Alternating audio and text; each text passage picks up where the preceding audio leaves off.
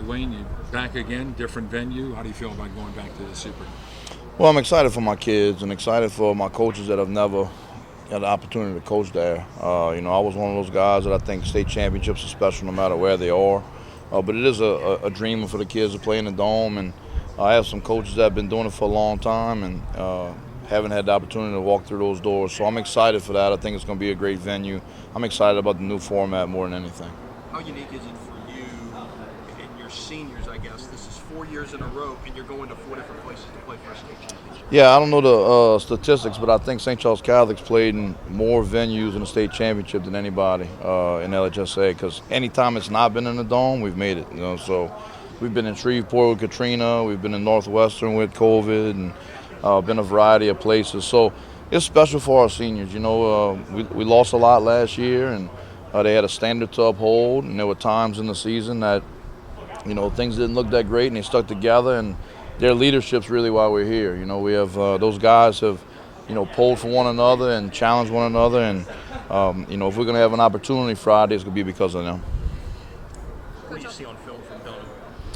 Well, one, it's the third year we played them in a row, and what main thing is I see the same guys, so they're an experienced team. I mean, I really believe that their front four defensively is one of the best front fours in all classifications. I mean, I saw them compete with Catholic in the Jamboree, and then the Jackson House kid he's a game changer as well. I mean, he carries the ball last week for 30 times for 300 yards against U High.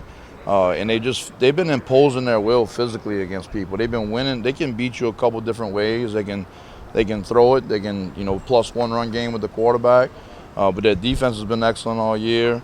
So there's no fluke. I mean, those guys can flat out play. I think Neil Weiner does an excellent job. They do a great job of how they share their two-way kids. They find ways to give them a rest here and there. So they're a top-notch opponent for us. Is this the healthiest you've been all year? And how important is it for you? It is, and through all the things that we went through, a lot of good happened with that. We had experience. We had guys that had to play. We created some depth in the defensive line. We weren't fully back healthy till week 10, Newman, and we did lose a safety in week 9 who he won't return. He tore his ACL, but it's as healthy as we've been all year, since the very beginning when we played Shaw and Lutcher, and I think we're getting better at the right time. And so our kids are building and have some confidence, and we're starting to show some remnants of a really good football team. To go off that, I mean, these last couple weeks you guys have beat some traditional powerhouses when you think about Parkview and Notre Dame. How much confidence has that given your team over these last 2 weeks? Well, I think it's given us a lot of confidence, and I think that, we try to put ourselves in that upper epsilon. I mean, we've played Notre Dame 3 years in a row, and we've beaten them 3 years in a row, and I think our kids have confidence. And that's kind of our slogan is, expand the brand. We want to be considered as one of the best programs in the state of Louisiana, not just one of the best programs in Division III. And the kids have, taken on that task. That's why we put the schedule together that we did. And we told the kids when the playoffs started that nobody's more prepared for the playoffs than you are. I mean, we really have put a gauntlet of a schedule.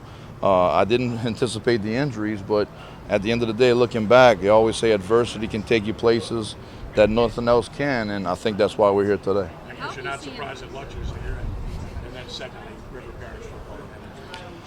Yeah, so I'm definitely not surprised that Lutcher's here. I felt like, the game that we played, obviously, it could have went either way, and I felt like they would go 9-1.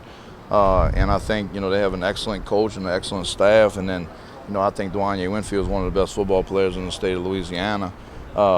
And then, I'm a very proud River Parish guy. I'm born and raised, and it's great for me to see 3 River Parish teams here. Obviously we compete against one another, but I think we pull for one another. I think the type of kids that we have, they're hard-nosed kids. They let you challenge them. They let you push them. And that's really what makes River Parish a little bit different, and not just the kids. I think the parents. The parents expect you to hold them to a high standard. They expect you to do whatever it takes to get the most out of them. How have you seen Offenbach develop and grow, especially coming back from the injury he had throughout the season? Well, really, I saw him grow up last year so much from it kind of started in the Newman game a year ago, and then the playoffs hit last year, and he played some of his best football, and he picked up right where he left off, from last year. And he really had it rolling before the injury. He did whatever he could from the injury standpoint. I mean, he comes back, he plays safety for an entire game with a cast. He plays quarterback one time with half a cast, and he's just a winner. That's what gives you, a little bit of a calmness. Every game he's played and started and completed, we've won. He's undefeated as a starter if he finishes the game. He got knocked out in the third quarter versus Terlings, but there's a calmness about him. He's not a selfish guy. He'll do whatever it takes.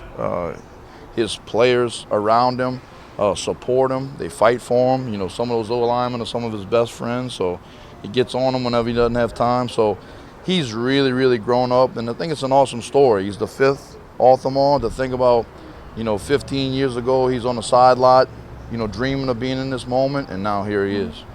Can anyone push you around physically, Coach? Do you think that's possible? It's happened. It didn't happen last Friday. I thought we showed some remnants of what we want to be against Notre Dame. Dunham definitely can. They can get big. They have a multitude of O-linemen, and they have, 3 tight ends, from 6'4" to 6'6", and they can get heavy and they can push you around. And that's going to be, the trenches are going to be big. I think their front four defensively is as good as anybody, and I think their offensive line is as good as anybody. And then the house kid can really, he can throw it, and then he's a load. He's like, I call him to my kids, he's a little Tebow. He's a little lefty. He can run it, he can spin it a little bit. So it's going to take a complete effort, and obviously special teams are going to be big for us to have a chance to win.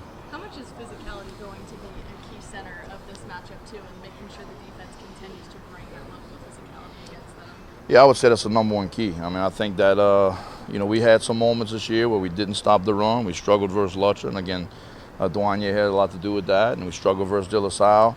I think we've grown up through it. I think we're as healthy, like I said, as we possibly can be. We have our front four back, and I think that's going to be the key. That's going to be the war. It's going to be the trenches on both sides. Whoever wins that area of the game, I think is going to have the best opportunity to win on Friday.